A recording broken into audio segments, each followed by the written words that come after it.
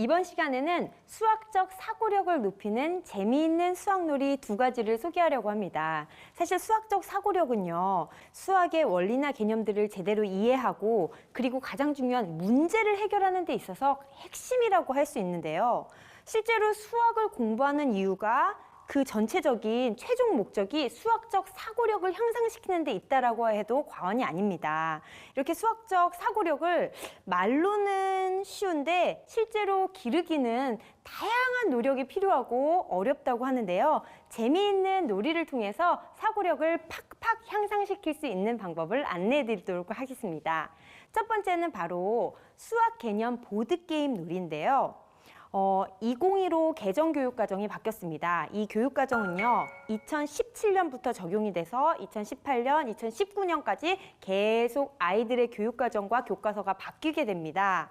근데 이것의 핵심은 뭐냐면요, 수학이 가장 큰 변화가 있는데 수학에 있어서 내용이 적정량처럼 줄어들고 그리고 더 깊이 있게 공부한다는 것입니다.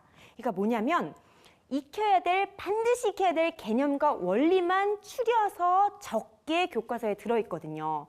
그러다 보니까 공부를 할 때 반드시 그 교과서나 교육과정에 들어있는 개념이나 수학적인 원리는 반드시 익혀야 됩니다.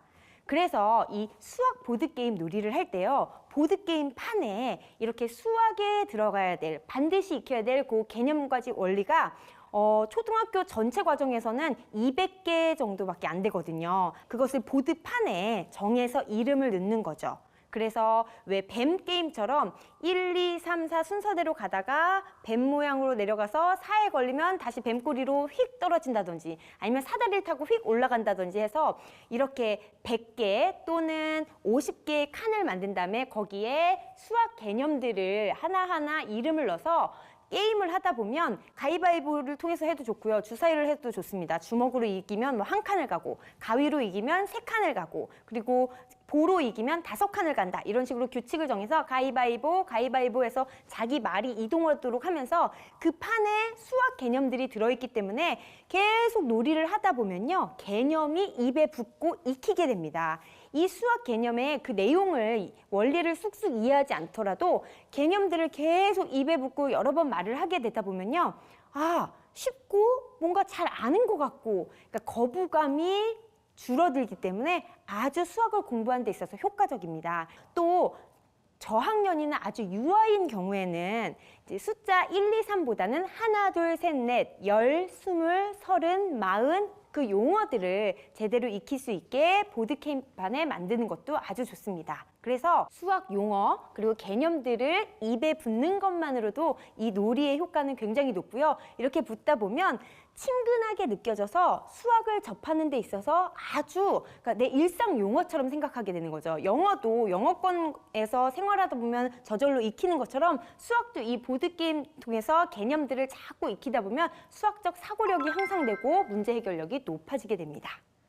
두 번째 소개해드릴 놀이는요, 바로 산가지 스토리텔링입니다. 문제를 풀 때 있어서 이제 수학적 사고력을 향상시키고 문제 해결력을 기르는데 여러 아이들이 가장 힘들어하는 게 바로 스토리텔링 문제입니다. 스토리텔링형 문제가 사실은 도입된 이유가 아이들을 더 쉽게 하기 위해서 딸랑 문제만 주고 수식만 줬더니 좀 힘들어하고 어려워하니까 재미있게 이야기로 풀어서 상황들을 설명을 해서 실제 있는 상황과 연결을 해서 수학적 사고력을 기르겠다는 목적으로 스토리텔링 문제를 만들었는데요. 이게 오히려 주객이 전도가 돼서 스토리텔링 문제가 제일 어려워요, 힘들어요 하는 애들이 굉장히 많이 늘어났습니다. 그래서 이 스토리텔링형 문제를 풀 수 있는 능력을 길러주고 수학적 사고력을 동시에 향상시킬 수 있는 재미있는 방법, 바로 산가지 놀이인데요. 산가지는 이렇게 막대처럼 돼서 여러 가지 색깔 모양형 막대를 활용할 수 있는데 뭐 시중에서 파는 제품을 구입하셔도 되고요. 나무젓가락 있잖아요. 일회용 나무젓가락, 이것을 물감 또는 뭐 식용물감이나 식용색소를 푼 물에다가 담가둡니다. 빨간색, 파란색 하나, 뭐 노란색 하나, 이렇게 세 종류로 해서 10개 정도씩을 담가두면 잠시 담가뒀다가 건져서 말리면 아주 훌륭한 산가지 막대를 만들 수 있습니다. 그래서 색깔 있는 막대를 들고 있다가 이제 아이들과 함께 문제풀이를 위한 재미있는 이야기, 수학 이야기를 만드는 거죠. 예를 들면 이제 산가지를 10개를 줍니다. 자, 이걸로 자기가 만들고 싶은 모양을 만드는 거예요. 쑥쑥쑥 뭐 별 모양을 만드는 친구도 있고요. 우주선을 만드는 친구도 있고요. 집 모양을 만드는 친구도 있어요. 이거 뭐 만든 거야? 집 만들었어요. 우와, 집을 만들었구나. 자, 어떻게 만들었지? 지붕은 막대 4개를 가지고 만들었고, 집 모양도 역시 막대 4개를 가지고 만들었구나. 문은 막대 2개를 가지고 만들었네. 와, 대단하다. 그러면 지붕, 벽면, 문 더하기는 10개가 되겠네. 그러면 4 더하기 4 더하기 2는 10. 이런 식으로 이야기를 풀어도 되고요. 또 그러면 똑똑똑 문을 열고 들어갈게요. 자, 문을 열었으니까 문이 없어집니다. 문을 만들었던 산가지 2개를 빼면 나머지 산가지는, 집을 이루고 있는 산가지는 모두 몇 개일까? 10개에서 문을 만든 거 2개를 뺐으니까 8개가 남아요. 이것을 식으로 바꿔볼까? 이런 식으로 산가지를 통해서 모양을 만든 다음에 이야기를 풀어나가는 거죠. 스토리텔링형 문제를 무조건 풀어. 그리고 네가 문제를 만들어봐 라고 하면 맨날 하는 단골 멘트가요. 과일 가게에 가서 사과를 5개 샀는데 3개를 먹었습니다. 뭐 1,000원을 냈는데 250원을 거슬러 받았습니다. 이게 몇 가지밖에 생각을 못 해요. 근데 이 한 가지 놀이를 통해서 스토리텔링 이야기를 나누면 굉장히 다양한 모양을 만들기 때문에 여러 가지 소재가 나오고 아이들이 굉장히 재미있어합니다. 그래서 이렇게 이야기로 푼 것을 나중에 수식화시켜서 푸는 활동까지 연계가 되면 아주 더 말할 나위 없이 수학적 사고력이 향상되지만 꼭 수식화시키지 않더라도 그렇게 산가지를 통해서 이야기를 만드는 것만으로도 수학적 사고력이 아주 향상됩니다. 이렇게 오늘 재미있는 수학적 사고력을 향상시킬 수 있는 2가지 놀이를 소개해 드렸는데요. 스토리텔링형 문제도 잘 풀 수 있고 그리고 교육과정의 변화에 맞는 개념들을 익힐 수 있는 놀이니까요. 가정에서 아이들과 함께 꼭꼭 실천해 보시기를 권합니다.